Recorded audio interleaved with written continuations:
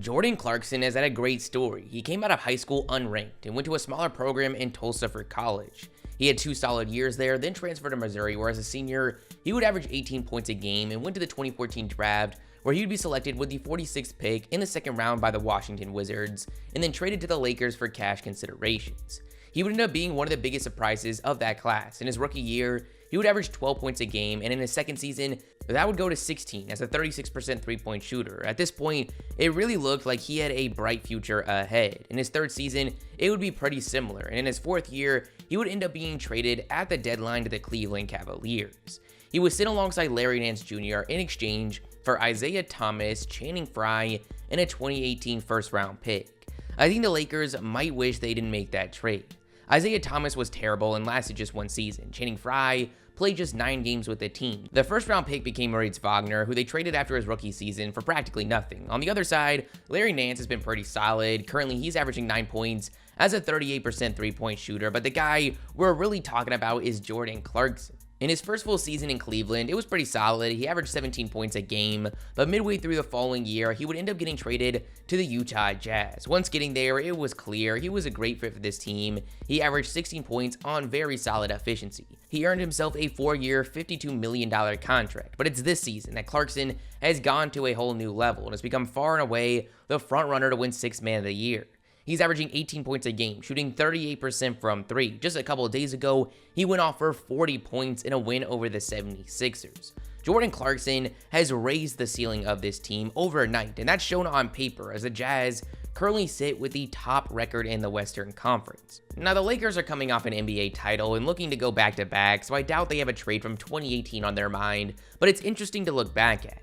Clarkson was still on his rookie extension up until this past offseason, so it'd be interesting to see how his presence would have affected things, mainly that Anthony Davis deal. Would the package look different? But just imagine this right now. As we said, the Jazz are the top seed. Now, I don't think many see them having a real shot at the finals with the Lakers in their way, but just imagine they can take down the Lakers in the Western Conference Finals with Clarkson being the X factor. Man, we're looking back at this trade burn. Obviously, there's a lot of hypotheticals there, but it's interesting. Terry Rozier has been on absolute fire this season. The Hornets got a lot of criticism when they signed him to a 3-year, $57 million contract in the summer of 2019, and honestly, rightfully so. He had averaged 8 points, shooting 38% from the field up until that point. Now, to be fair, his stats don't tell the full story. While that price was definitely a lot, most people knew Rozier was a much better player than his stats suggested. I think most people believed Rozier could develop into a very solid point guard in the 2018 playoffs, where he stepped up in the absence of Kyrie, averaging 17 points, 6 assists, and 5 rebounds. The Celtics, a team that was really trying to make that jump to title contention in 2019, decided that the price tag for Rozier was too high and decided not to match the Charlotte Hornets offers, and instead go ahead and sign the Hornets star point guard Kemba Walker. At the time, this was looked at as a great signing for the Hornets, a comparable guard to Kyrie Irving that came with less locker room baggage. Since then, the narrative around that signing has changed quite a bit. In his first season in Boston, Kemba was pretty solid, not the 26-a-game scorer we saw in his last season in Charlotte, but that was to be expected, joining a team with less shots to go around. He averaged 20 and 5, shooting 38% from 3. It wasn't until the playoffs where people started to really raise concerns about his place on this roster with his defensive struggles. He missed the start of this season with what appeared to be a minor knee injury, but since coming back, it hasn't been great. He's averaging 16 and 4, but shooting just 36% from the field. On the flip side, Terry Rozier has really been great since coming to Charlotte. In his first season, he averaged 18 and 4 as a 41% three-point shooter. This season, it was up in the air if that same role would be there with them drafting LaMelo Ball, but it has, and he's taken full advantage.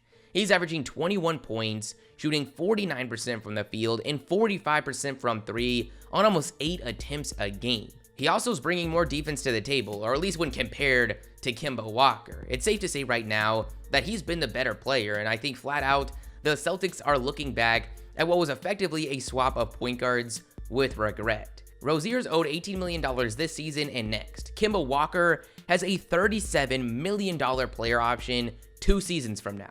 On top of all that, Rozier fits into the timeline of Smart, Brown, and Tatum. Man, could they have really built something here.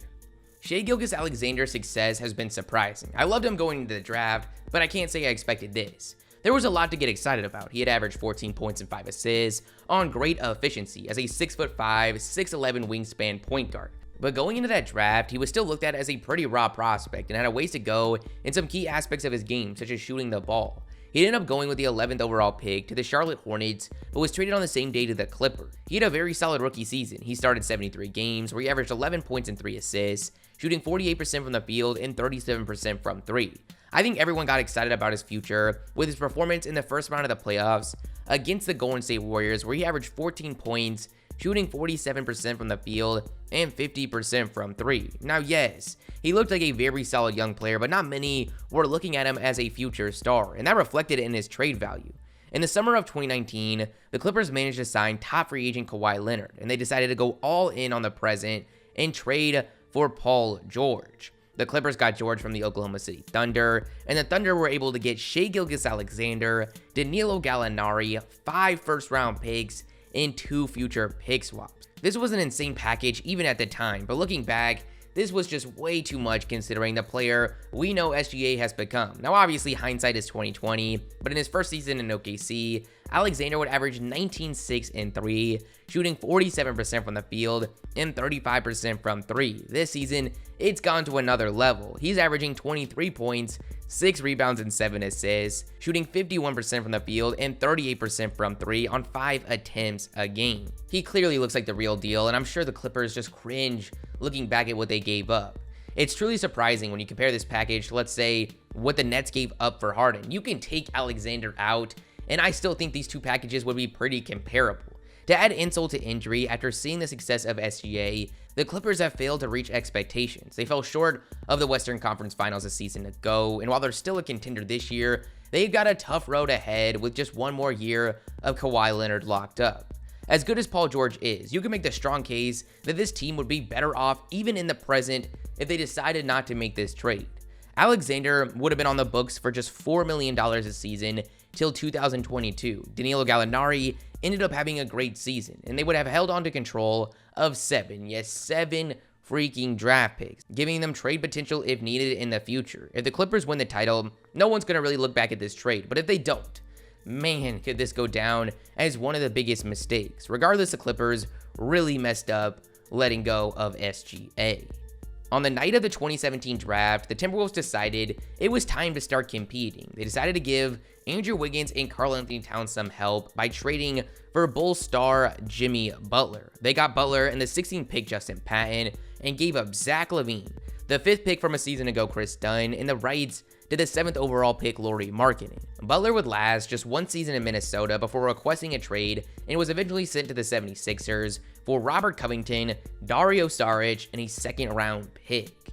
By the time Jimmy Butler was off the Timberwolves, Zach Lavine was breaking out. He averaged 24 points, 5 rebounds, and 5 assists, shooting 48% from the field and 37% from 3. He's gotten better every single season since, and he's now one of the most efficient volume scorers in the league. He's averaging 28, 5, and 5, shooting 52% from the field, 43% from 3, and 85% from the line. But we need to remember that Zach Lavine wasn't some scrub in Minnesota. In his final season there, at just 21 years old, he was averaging 19 as a 39% three-point shooter. Oh, and the Bulls also got Lauri Markkanen, who now in his 4th season is one of the best stretch bigs in the league, averaging 19 points and 6 rebounds, shooting 40% from 3. So there's no doubt that the Timberwolves regret this move, but it's interesting to think about how things could have panned out if they didn't make it.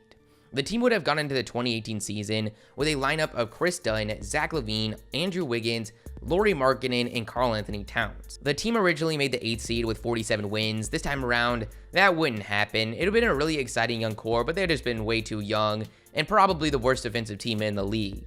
They would have been in the lottery, and as we all know, that draft would go on to produce some great talent, such as Luka Doncic, Trae Young, Colin Sexton, Jaren Jackson Jr., and the guy we just talked about, Shai Gilgeous-Alexander. It's hard to say if they would end up making a trade for D'Angelo Russell, but regardless, this core we just listed, it wouldn't have worked, but it would have given this team so much value to explore other moves to find a roster that does work, especially when you consider that Jimmy Butler just became Dario Saric and Robert Covington.